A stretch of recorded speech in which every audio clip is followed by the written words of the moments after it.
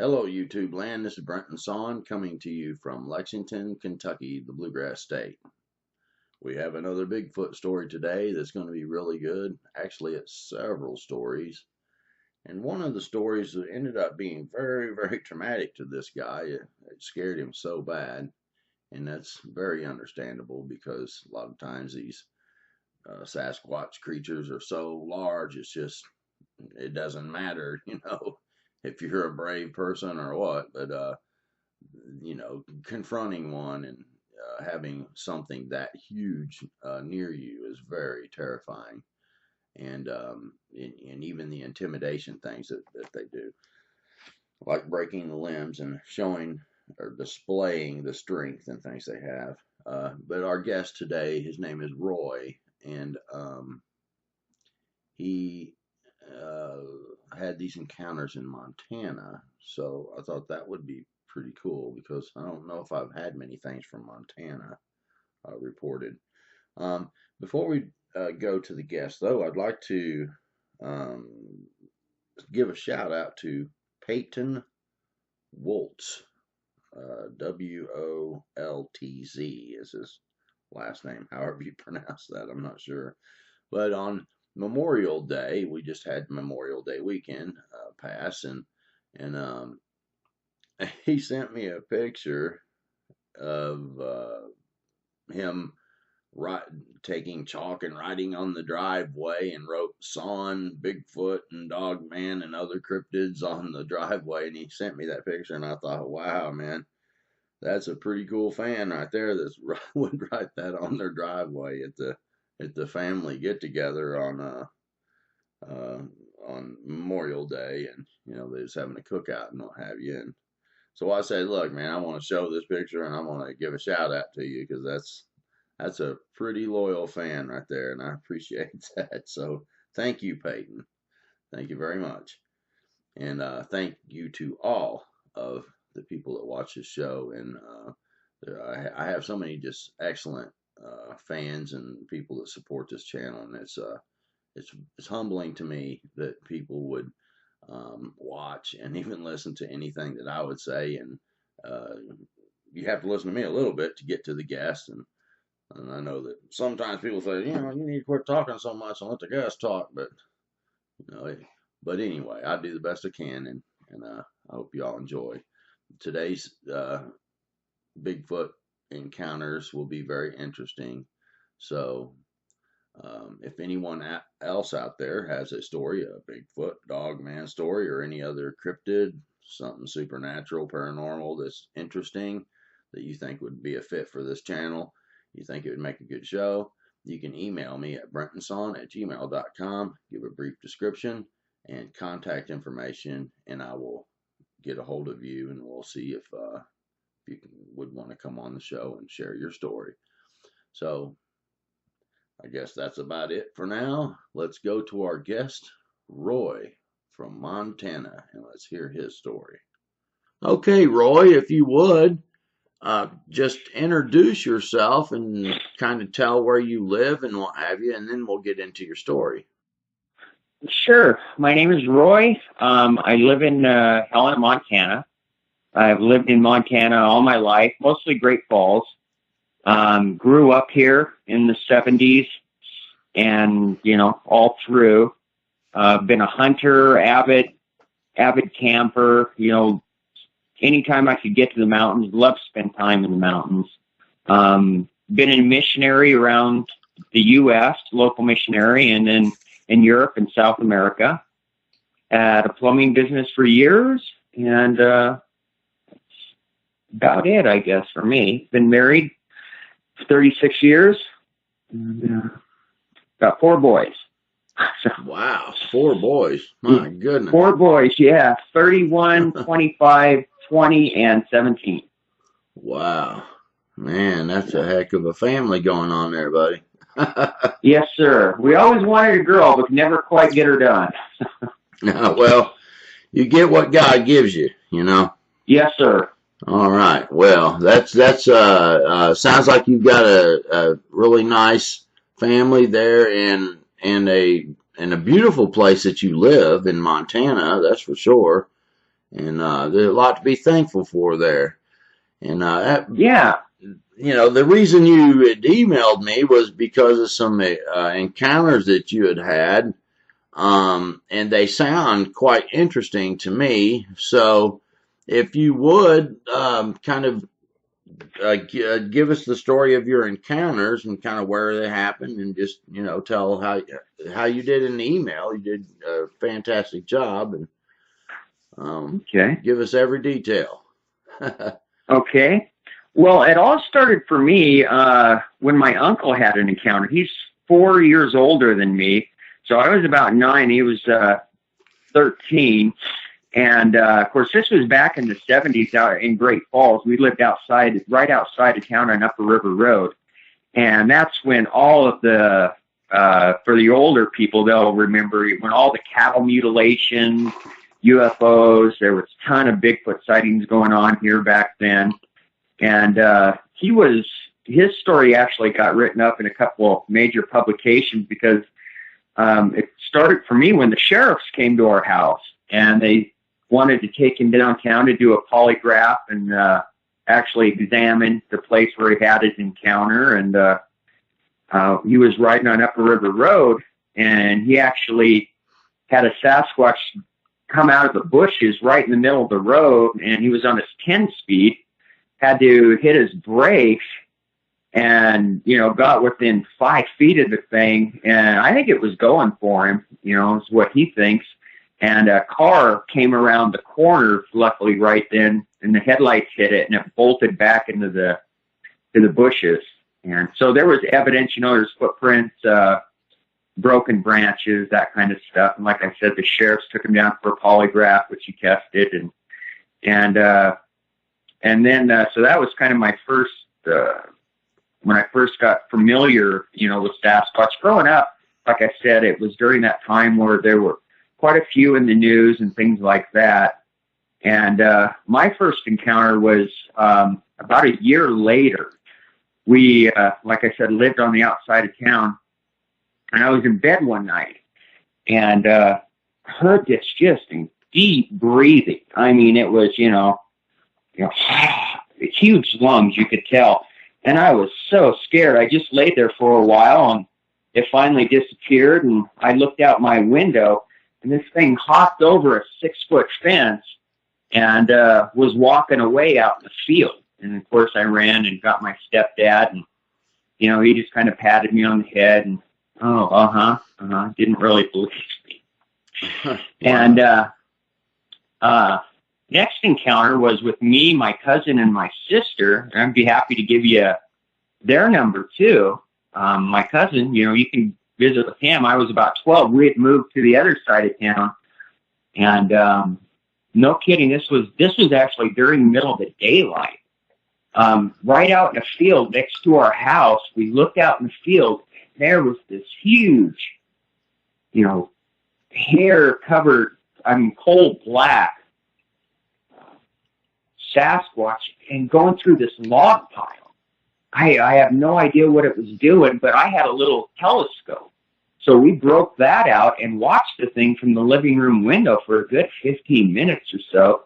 And it was just picking up these logs and throwing it and digging through stuff. And the odd thing, and I was about 12 years old, 13 years old for this one, but the odd thing was when we went down there later that night to check out the log pile, we found little tufts of hair around, but the thing was there was a branch, a log that had to have been a good 3 inches around, and it was twisted.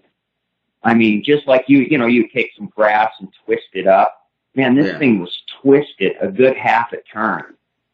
I can't even imagine the strength that, and I have no idea why it did that. Right. But they can twist way bigger than that, man. I'm telling you. Yeah, I believe it. I mean, that's incredible. So this thing was just standing out in the field, throwing logs and digging for something. I don't know if there was a rabbit or something.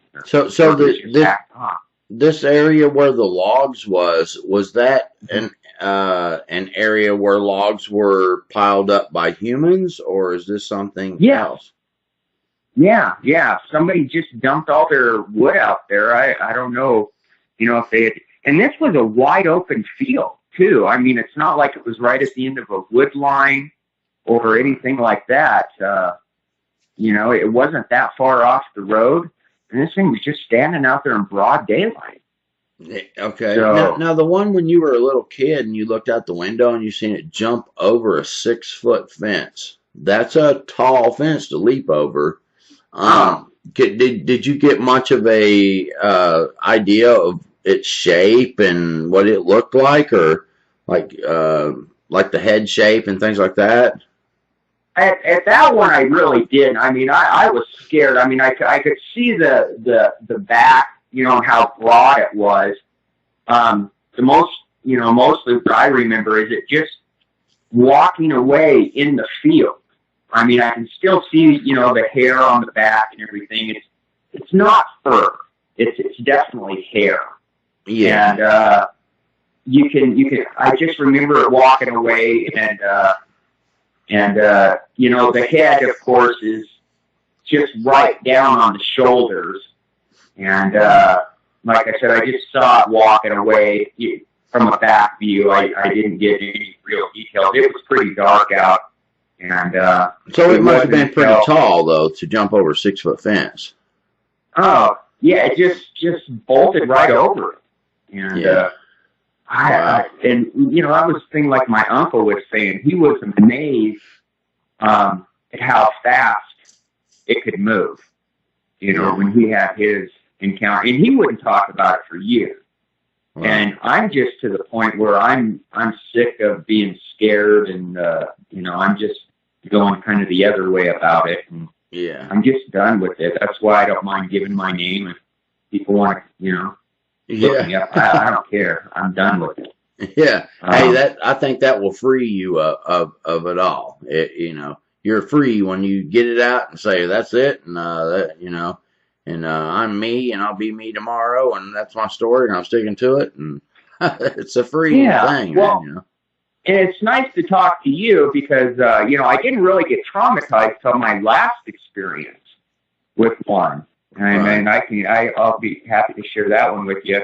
Yeah, we'll progress through them like you did in the email. The only other thing I was kind of wanting to ask is that when your uncle there, he comes, I guess you said it was your uncle who rode up on one on a bicycle. My goodness. Yeah, on a 10-speed, and it stepped out of the bushes right onto the road. Okay. And he had to hit the brakes. He said he had to hit the brakes so he didn't hit it. And so it jumped out on the road like right in front of him. And I don't know what its intentions were, but I don't think they were good. Do you think it was facing him? Yeah, it was facing him. Okay, well, if it jumped out facing him, then the intentions was to confront him, so that don't sound good at all. No. That's why I say I think it had bad intentions. And the only thing that really, grace to God, a car came around the corner, and the headlights rounded the corner, and the thing jumped back in the bushes. And so he was amazed at just how fast it could move, Right. And for something that big. Did he give much of a description on that one, what it looked like? Yeah, he had a pretty good description. He at first he thought it was when the sheriffs came and they took him to do the polygraph and then back out to the site to go through the encounter kind of step by step. They figured out that it was at least 9 feet tall. Wow. According to the signage and things like that were there. At first, he'd say, "Oh, it's huge, it's 12 feet tall." They finally got him calmed down and figured out that it was about 9. But what people don't realize too is how broad these things are. It's not just the height, but it's the girth and just how massively big they are.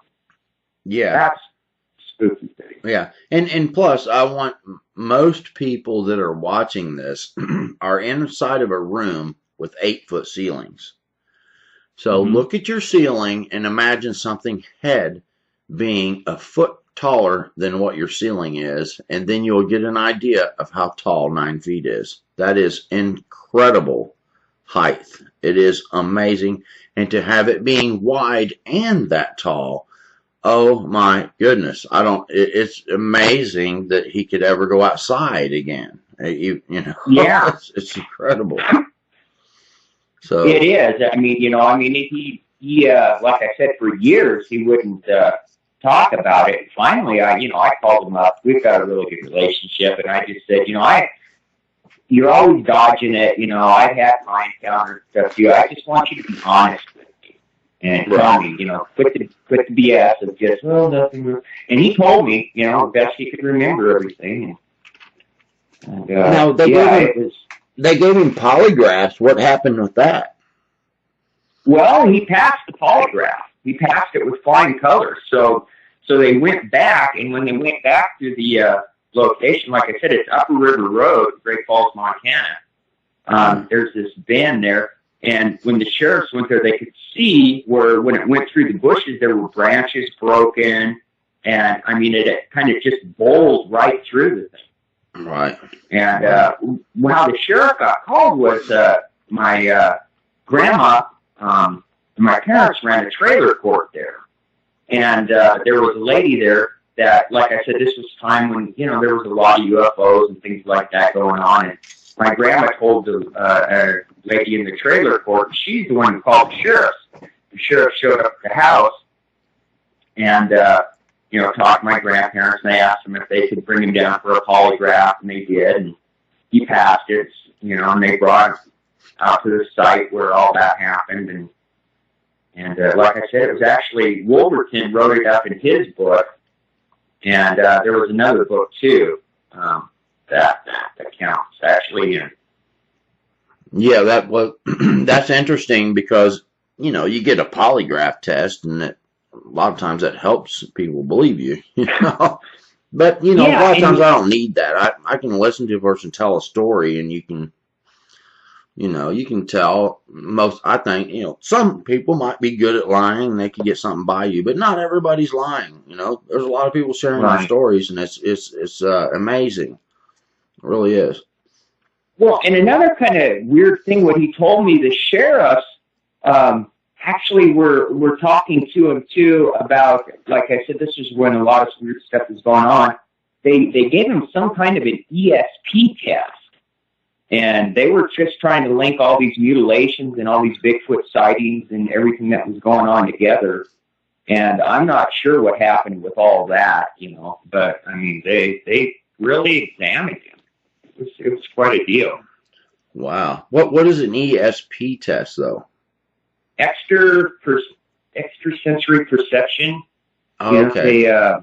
Because they were trying to figure out if people who had these encounters had more perception than other people, and different things like that. I got you. The sheriff's department, Wolverton was the one who ran up that side because there was a lot going on, and like I said, I don't know what happened with that side of the test or anything, but I know they put him through.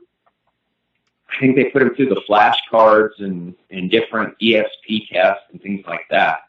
Okay, so basically there were so many reports of different kind of strange phenomenon that they were just exploring what they could to try to figure it out. Right. Yeah. All the different possibilities. And, it hadn't really happened before. So, like they were just trying to figure it out because there was a lot of stuff going on there. Wow. That's incredible, isn't it? Wow. It really is. And I'm sure you can find it if you, Google that, what was going on in Montana in the 70s with the cattle mutilations and the Bigfoot sightings and all that was going on. It was in the papers and stuff in the news. Real regular. Right. Well, yeah. So, people can definitely check some of that out because there'll be other parts of those stories here and there. So let's just move on then with your encounters, and we'll work towards the one that you believe gave you PTSD, because that to me is a very serious thing when you have something like that. It's not something to be taken lightly. So yeah, you've told a couple encounters this so far. So let's move toward and save the PTSD thing for the last. Okay, well, there was one more, and this one I actually didn't see anything. But it was, we were camping up by Stickney Creek, and that's on the same side as Holter Lake, and that's where I had the encounter we'll talk about last. But we were up there, my grandparents and my uncle and me and my sister. We were all up there just for a weekend camping, and one night we started hearing branches breaking in the woods around our camp. And it was just kind of moving around, and, we weren't sure what was going on, and so we would pick up branches and rocks and stuff and throw it up into the woods. And finally we all went to bed, and after we all got in the camper, maybe an hour or so, two later, man, something ran through the camp, thud, thud, thud, and grabbed the car cable that was outside and just flipped it over and kept running. And, I didn't actually see it there, but, we all surmised that the only thing that could have been was Bigfoot, with the stick breaking and the throwing stuff and all that kind of sounds. Yeah, well, we were the ones throwing the stuff, but yeah, the branches were definitely breaking around the camp. It was kind of walking around a semicircle around the camp, out of view. We couldn't see it. We had a big fire going. Right, and this was near something called Boulder. No, Stickney Creek, and it's near Holter Lake. What lake? I'm pardon. Holter. Bolter. It's called. Yeah, Holter. HOL. Oh, okay. All right. HOTLER. Okay, I'm sorry. I was hearing a B in there, Boulder, but and there was a reason I was asking that, if it was something having to do with boulders. No boulders. Okay. Yeah, the stick breaking thing is very, very common. That's for sure, and it's very intimidating, isn't it? It is. When you're just sitting around laughing, and all of a sudden, just these sticks and things start breaking around your camp. And then of course everybody goes dead silent and looks. And then you start moving around again, and then all of a sudden, and I think it was just kind of walking in a semicircle around the camp back and forth. Right. I don't know what the purpose was, Well, and then, like I said, kids, we picked up some rocks and some branches and would throw it into the woods where we heard it coming from, and nothing really happened. And then later that night, we just ran through the camp, grabbed the car cable, flipped it up, and kept running. So we left in the morning. I know that these things can be very stealthy and not make a sound. So when they're breaking branches and things like that, they are they want you to hear it. So I don't buy into the thing that they were, what I'm saying? I don't buy into they were just going through the woods breaking. I know that they are stealthy. They can go through the woods even in the middle of the night and not make a sound. So when they're going around the camp breaking stuff, they're trying to get your attention. It's a purpose kind of thing to drive you out.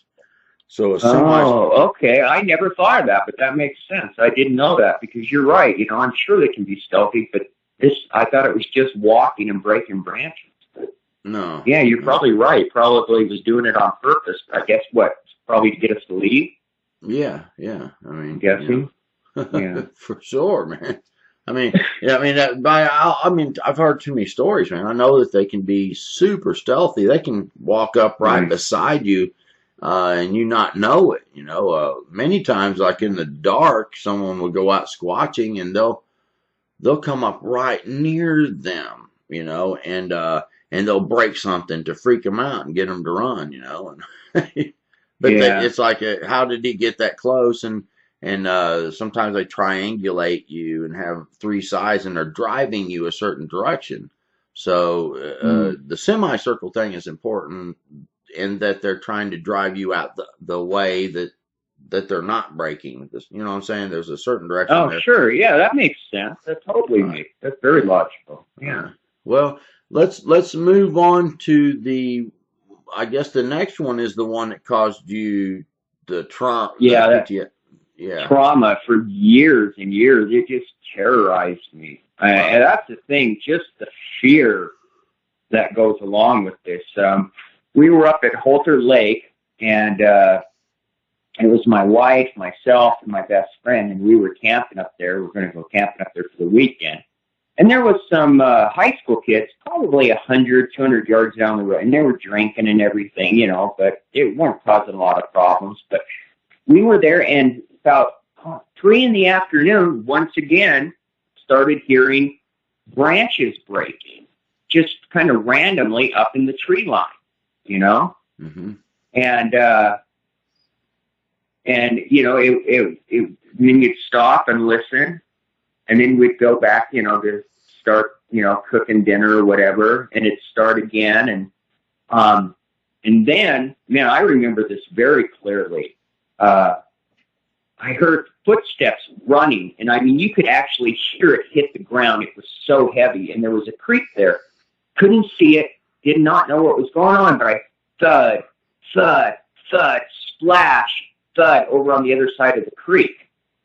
So it ran right out of sight, but close enough to us where I could actually hear it hit the ground. I mean, you knew it was on 2 legs. Right. No question. Like, I've hunted my whole life. You know, I've seen bear. You know, the only thing I haven't seen out in the wild is a cougar. But I've seen just about every other kind of animal in the wild, and I'm very familiar with it. And I know what it sounds like when they run. And this thing was heavy. Right. And so anyway, it gets dark, and we didn't have a tent. We're all just kind of sleeping, and we all just brought blankets, basically. And it was about 11 o'clock at night, and I was on the outside. My wife was in the middle, and my best friend was on the other side of her, and our feet were towards the fire. The fire was still going, but it had just started to burn down. And I didn't hear any, this is the part that's so weird. I didn't smell anything until I heard a branch snap. And this thing stepped on a branch right behind my head. I tipped my head straight back and looked up. No exaggeration, no more than 12 to 18 inches from me was this huge Sasquatch just looking down at me. My goodness. If I wouldn't have heard that branch, I wouldn't have known it was there. How something that big got that close. Right. And I know it was there for nefarious reasons. I just, and the terror, of course, yeah, I hate to admit this part, but, you know, I actually yelled and grabbed the covers and jumped back towards the fire. I think I startled it. Because it took off running, and you know, my wife and my friend got, what's going on? What's going on? And I told them what was going on. And we were camped right next to this meadow where all this grass, I call it elk grass, it's about waist high. And we were walking around in it all day, and it didn't leave a mark there. And I told him, I said, I'm not sleeping here. Right. I said, I'm not sleeping here. You know, so especially after being that. So what happened? So I got in the car. We came back the next morning, and you could see where this thing ran off, and the grass was absolutely crushed where it ran. You could see the foot. I mean, you couldn't see, you know, perfectly outlined toes and everything, but you could see the impressions as it crushed the grass as it ran off in one direction. And I had to jump from footprint to footprint. They were so far apart. But I'll never forget the thing just standing over me, looking at me, and just looking down at me. And, I mean, it caused me just absolute nightmares for years. And that's why I think there's definitely something like we visited about earlier, spiritual with these things. Because nothing can cause that kind of terror. I mean, you know, Halloween's kind of, funny, you know, scary. But if you get close to something real, supernaturally demonic, there's nothing funny or cute about it. It's stomach turning, hair goes up on the back of your neck, it's a whole different league, and that's the way it is with this thing when you see these things. That's why I don't understand people who want to go squatching and go looking for these things. Bad idea, man. Right. Yeah. Bad idea. Yeah, and one of the theories is that they're Nephilim, which would be a hybrid between an angelic and a humanoid that would make a Nephilim. And we was talking about that earlier. This terror thing, it seems to be a little bit more fear than normal, and it's quite incredible to think about, because the person could have a bear near their tent. They would be scared, but it's not the level of fear that seems to come from this type of thing. And so it's made me wonder, and we were talking earlier about one of the terms for Nephilim that's mentioned in the Bible, was the Bible talked about the valley of the Rephaim, and then it said Moab called them Emims. So the tribe of Moab didn't call them Rephaim, or they called them the Emims, and the Emims in the Hebrew meant terror. The definition of the word meant terror, but the actual word was Anoki, like similar to the word Anunnaki. But the word, the definition, what the word Anoki meant was terror, and it was because of the terror that they caused their worshipers. So they were worshipped, and they had some ability somehow, or what they did, or what have you, I don't know. But they caused terror. So these gigantic giants were causing terror to people beyond normal terror, to the point where they named them terror, basically. And and when we were talking about the abilities that sometimes you see in the Bible, where something was smoked with the spirit of fear and it drove them out, so they didn't even have to go into a battle or anything, so there's too many things in the Bible about fear. So it kind of makes you wonder sometimes if they're, I'm not saying, I know that they're physical and they live in the woods and they eat and they hunt and all that kind of stuff. But if they did have a supernatural dad side, and they were, combined with human DNA, they would certainly be physical, live in the woods, eat, have to hunt, or they're going to die. And you can kill them too, because Israel killed Nephilim all the time. They were more human. Yeah, exactly. I think so too. I think you're absolutely spot on with that. I mean, somebody who's been that close and has been around them, they're going to tell you the same thing. It's not. I hate the they're just gentle giants and guardians of the wood, and that stupid show, Finding Bigfoot. If I had never seen one, that show would make me not believe in them, because it's like, there's definitely a Squatch here, so let's pack up and go across the state tomorrow, and we're going to go out. You run into one. Take, for instance, when the spies were sent out. When Israel sent the spies out to go, they were supposed to go forward and look to the land that they were supposed to go take. And they came back and they said these things were giants. And every single person that gave a report that were sent out, the 12 spies, except for Jacob and Caleb, or Caleb and Joshua, yeah. They said no, these things are that were grasshoppers to them. They were so fearful. There was a fear factor that came upon them.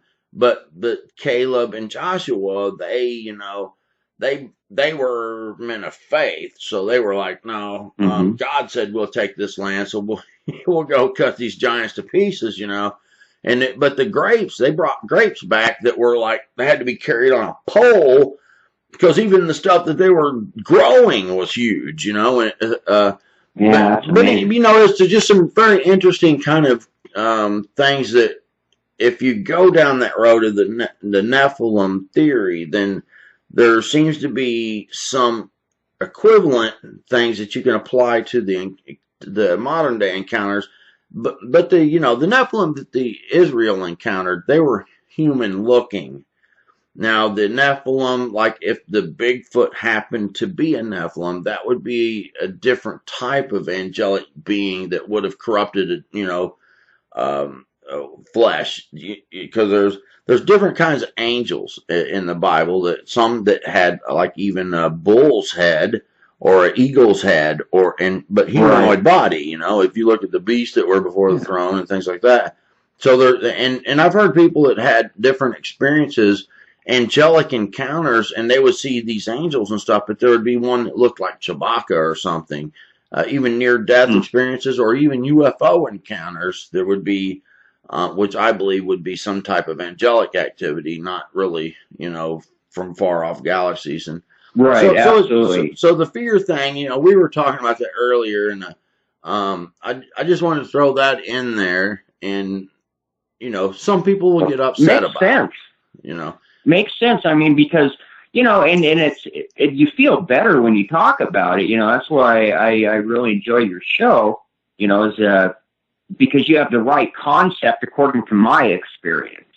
And the fear is just, I mean, it's almost unbelievable. Like I said, it gave me nightmares for years and years and years. And I forced myself to go camping years later, and, it was fine until I crawl into the tent. And then once again, you're grabbing your rifle and saying your prayers and until you fall asleep. And you're just terrorized. I mean, it's absolute terror. Yeah. And I want people to know that that's my theory when it comes to Nephilim. But let me clear it up that does not mean that they're not physical. They are absolutely physical creatures that live in the woods, that hunt, they eat, they drink from the rivers and stuff like that. They're absolutely physical beings, but they could possibly retain some traits that would have been from the father side of the genome, basically, that would be mixed with the human part of the genome, what basically is what a Nephilim would be, and it would have created this creature. Yeah, and maybe that the fear thing comes more with the ability they have with their vocal mechanism to make sound. That's what I've wondered, because in the scriptures when they angelic creatures smote someone, it tend to be something that was audible. If you really study it out, it was something that was audible. Even with the walls of Jericho falling, they blew the horns and stuff. But I think there was an additional something there, and it'd be too much to go into right now. But I wonder if they have similar pipes and timbrels, so to speak, like in Ezekiel, in Ezekiel, that describes like, Lucifer's vocal cords. If angelic beings have a vocal system that's different, and I've heard of stories where people had confiscated a Bigfoot that was government or whatever, like on Sasquatch Chronicles. And I talked to Wes Germer here, and I'm supposed to interview him soon. And Wes, I was kind of asking him a little bit about that, but he's talked to some people that supposedly was government people who know something about this Bigfoot thing, and the autopsy stuff. Basically, I heard. I don't know if he'll confirm that or not, but I'll just say I heard that the had extra vocal cords beyond what humans have. So it makes sense that they have some kind of infrasound or something like that. I mean, so it could be beyond your hearing. So obviously they can be killed, like you said. They're and I've heard different stories where they see firearms and can identify, oh, that's a firearm, and so they can be killed. I don't know if it'd take a 50 cal or. It would be about like killing a bear. You don't go out with a 22 and kill a bear.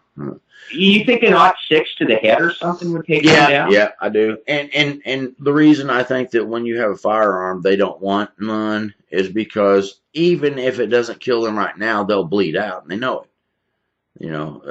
And a creature that lives in the woods and has to hunt and gather and things like that, they're used to some danger. And I know that the male Sasquatch probably battle each other just same as any, stuff that's surviving out there, because there'll be an alpha male, and Mm-hmm. because they still have the characteristics of flesh type creatures living on this earth. We're kind of animalistic in a way, as humans. Right. You know what I'm saying? So they don't want to bleed out. So to get into a battle that they know they could get injured in trying to get them a meal or trying to whatever, if they're going to bleed out tonight, it's not worth it. So I don't think they want much to do with humans, because they know how dangerous humans are. You know what I'm saying? Right. And I think that there's also a little bit of a protection aspect to humans when it comes to crossing that line and them answering for it later.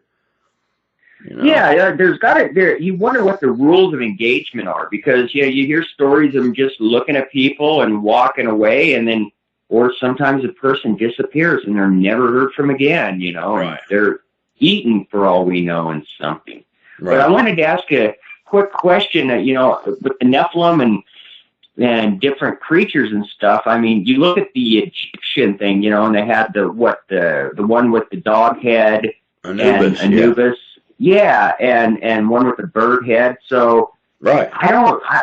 So do you think they were actually living? They could have been living beings. I think they were real, right? Yes. That looked like it. Yes, I think they were angelic creatures, yes. They were their gods, dude. I mean, you think about it, in those days, people had gods that were active with humanity in the earliest days. And then God stepped in. After the flood, I don't think that really was happening as much on the level that it was pre-flood. But, this dog-headed or the bird-headed and things like that, you see some of that stuff in the descriptions, even in the Bible, man. So I believe that it was encountering fallen angelic beings. Even in modern day, that happens somewhat. Look at Joseph Smith, who had an encounter with some glorious angelic being that basically, gave him directions to go dig up these tablets or whatever it was, and he was supposed to interpret them. And I don't want to get into too much of that, because there might be some Mormons listening that's going to get upset with me. But if you aren't supposed to listen to, even if an angel of light shows up with another gospel, you're not supposed to listen to that. So that modern day kind of. So there's angelic beings that show up and they can cause worship. You see what I'm saying? Yeah. Look at Fatima. Fatima had this something that happened that I believe was an angelic visitation that caused a whole change in doctrine when it came to worship. And that's why the scripture says that you take heed. You're not supposed to let things like that, any kind of something that shows up, this some angelic type thing or something like that, is not supposed to change your belief and your doctrine of what was established through the Old Testament and the eyewitnesses to Jesus Christ. Yeah, Paul said, if I or an angel from heaven preach another gospel, let him be accursed. Right, exactly, yeah. And even if it's an angel of light. So what I'm saying is that people can be led astray by angelic visitations. People that have these Bigfoot encounters and they're hearing the Bigfoot speaking to them telepathically and stuff, that's not Bigfoot. Nephilim couldn't do it. So if they were Nephilim, it's not them. I don't think Bigfoot is supernatural. I think that that there are just remnants of that stuff that happened through the Genesis 6 stuff. Because all flesh was killed off the face of the earth, but it wasn't killed. It was only killed off the face of the earth. But the Bible also talks about things that dug into the earth. They went subterranean. You know what I'm saying. So there's ways that things could survive, and maybe there were some things that happened after. For sure. For sure, there's things that happened after that, because, I mean, look at Goliath, he was after the flood. Right. And, Yeah, absolutely. Yeah, I mean, in the book of Enoch, I mean, I think the book of Enoch, I mean, Jesus quoted, the book of Enoch. I think one of these theologians said, if we really examined our past, it's probably closer to Lord of the Rings than what we've been taught. Yeah, no, man, I mean, it's just a lot more, but truth really is stranger than fiction. But I know, I agree with you. There's all the myths and stuff that people think are myths aren't myths. Right, exactly. Even the Greek stories, of these giants and and stuff, killing people. Yeah, the Titans and stuff. Yeah. Right? Yeah, all that stuff, man. It's not a joke. And they had demigods that were a combination between gods and men or women, you know what I mean? So that's all biblical, man. It's the same thing we're talking about, is that they had in the Greek religion, they had ideas that God, had or some god had a baby with a human woman, and there was a demigod. Right. And so it's the same concept. And became like Apollo or whatever, or Achilles and stuff like that, right? Well, even the Bible says that when the fallen angels, had sex with earth women, their offspring were the men of renown and mighty men. Yeah, so correct. Makes total sense. Yeah, they had extraordinary abilities and strength. Yeah, correct. And they were smart too, So it fits. The stuff fits the scenario. I mean, it just absolutely does. So for some people to just totally dismiss it, that's okay if you want to, but don't get mad when other people don't.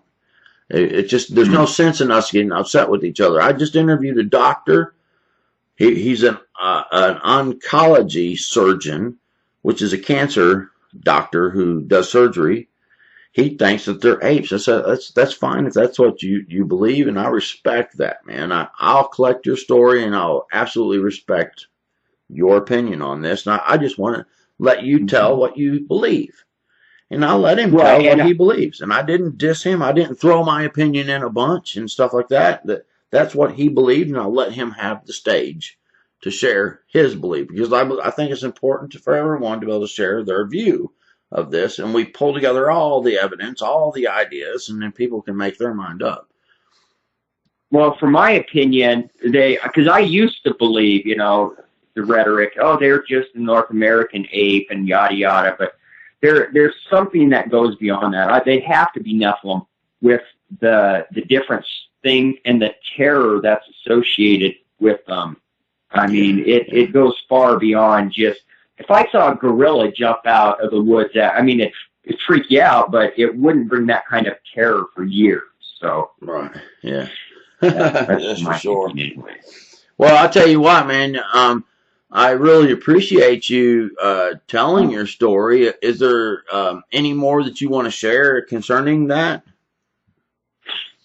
No, I've kind of told you everything, from top to bottom. That happened to me. Every bit of it, absolutely. Will you still go camping any? I do, but like I say, every time I do, it's a fight. Every single time, especially, I love to go camp because I love the mountains. They're so beautiful, but and I'll go out and I'll pray and just enjoy. But sure enough, when I go to bed about 2 or 3 in the morning, like I said, every time it's grab your rifle and you're just in terror till you go to sleep. Right. And that just goes beyond normal. Yeah, believe me, I've had my own encounters, and I have problems sleeping because of it, and so I get that. Even though you pray and you're like, okay, you get comforted and all that kind of stuff, it's still, I don't know. There's something that it's hard to shake that, and my wife, my wife can tell you the times that I've woken up just night after night. She'll say another Bigfoot dream, and I'll say, yeah. So, and I'm a pretty mentally stable person. Right. But this is just something that really affected my life. And it's gotten to the point where I'm tired of these things, ruining my life. And I'm going to that's why I've gotten to the point of just being angry and taking it back. Yeah. Well, what you're doing right now, if you went to go get counseling, the first thing they would really ask you to do, that's you doing something, would be to start sharing. And Mm-hmm. you start talking about it, and while you talk about it, it starts desensitizing you, and it becomes less traumatic once you're getting it off your chest. Not going and sleeping in the woods. If you're with other people and you are maybe carrying guns too, and you pray. Over Mm-hmm. time, it'll get less traumatic if you're sharing it. Now, if you're Uh-huh. talking about it and talking with others and stuff like that, that's had these encounters, it'll be less traumatic over time, because if you believe that they are Nephilim, then, and well, really, if you believe in God, then your life won't end until God says it does. That's true. You know That's what I'm true. saying? And The but it's point is hard for a man to to die but once. always keep that in mind when you're, you Yeah. know what I mean? I don't care what anybody says, man. It's like, yeah, you should never fear, whatever. You Yeah. you never had an encounter then, because over time you can help have that renewing of the Well, mind to help fix that and mend that. and But it starts with sharing.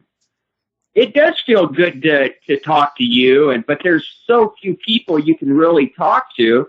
I had one of the one times I did share it with I had a plumbing business for years, and I did a job for a Forest Service guy, and and he tried to tell me, oh well, maybe you saw a moose.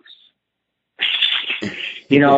I'm not blind. I know the difference between a 8 to 9 foot tall gorilla looking thing and a 4-legged moose. I'm not mentally retarded.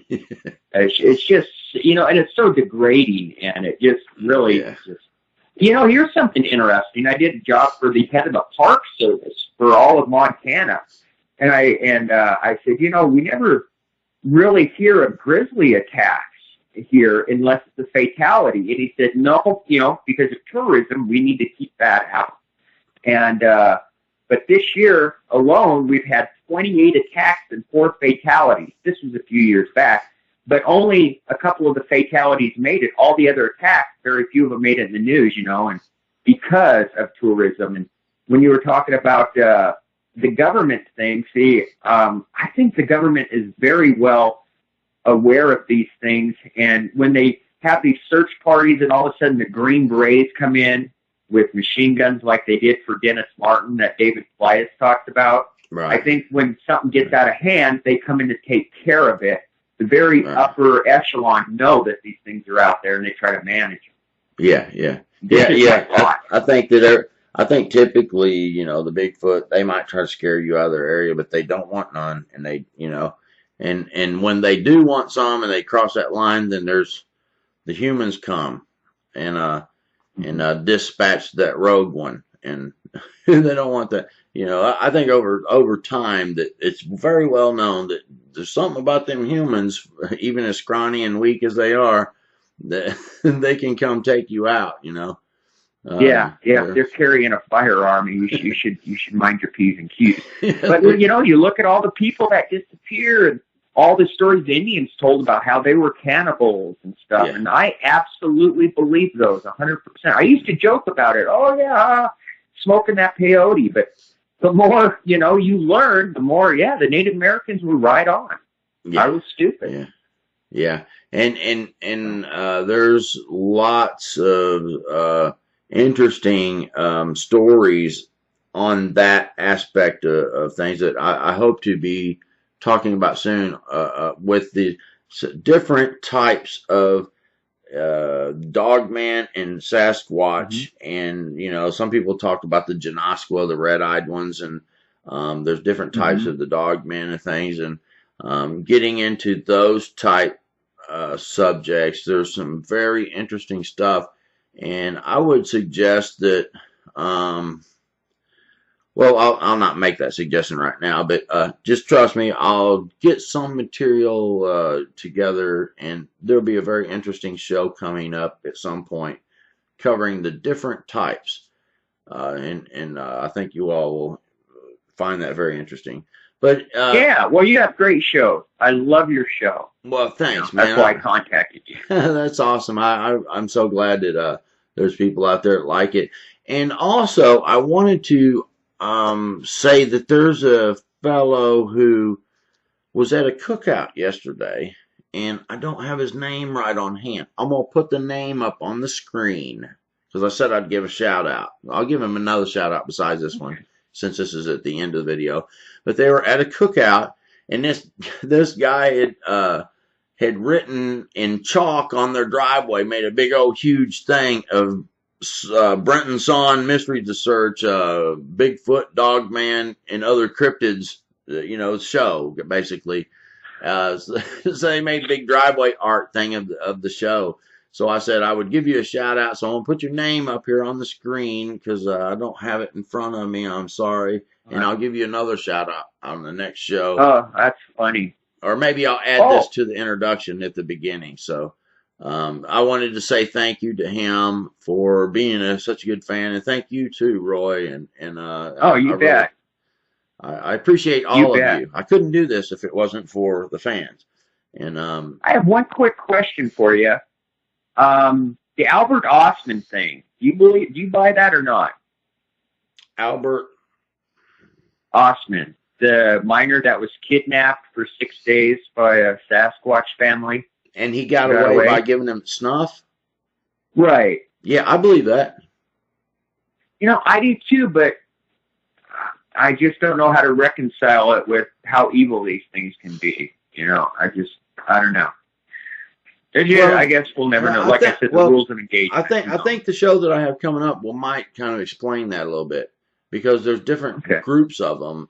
Some are worse than others. Even Jesus said when it comes to, you can cast a spirit out of someone that wanders through dry places, and it'll gather up 7 worse than itself. Once it finds that you swept your house clean and what have you, it gets set. So that he's telling you that there's some worse than others. And I'm not saying that Bigfoots are demons at all. So don't quote me on that. I'm just saying that we've established just like humans, there's some worse than others. There's some that aren't so, what I'm saying? It's always the deal, even in the spirit realm or in this realm or whatever realm. There's things that are worse. And I think that the worst ones congregate together. And there's certain types that Sasquatch, they call the Genoskwa. There's a certain type they call a type 3. Sometimes it's that type 3 dogman, but they're not necessarily a Sasquatch. They get confused for that, and they tend to live up in these higher places around boulder fields and things like that. And Pilates talked about people coming messing around boulder fields. Right. That type lives up. That's interesting. I should have told you this. My friend actually talked to a guy. This happened, years ago, but up here, him and his buddy inherited a cabin, and he met the guy at the Montgomery Wards, when they were still selling guns. And he was telling the guy at the gun shelf there that he wanted a rifle. They were held up in their cabin for 2 days by a group of like 4 Sasquatches that were throwing rocks at them and wouldn't let them out of the cabin. I mean, absolutely terrorizing them for like 2 days till they could finally sneak out in the morning and run for it, till they could get to their vehicles and stuff. So my guess is, I like to say some are nastier. I don't know if it was a group of adolescent males, but there was like 4 of them, had them around the cabin, and every time they'd stick their head out, man, they'd eat big rocks at them and stuff. That would be awful, man. My goodness. Yeah. I thought mine was traumatizing. That would really set you back.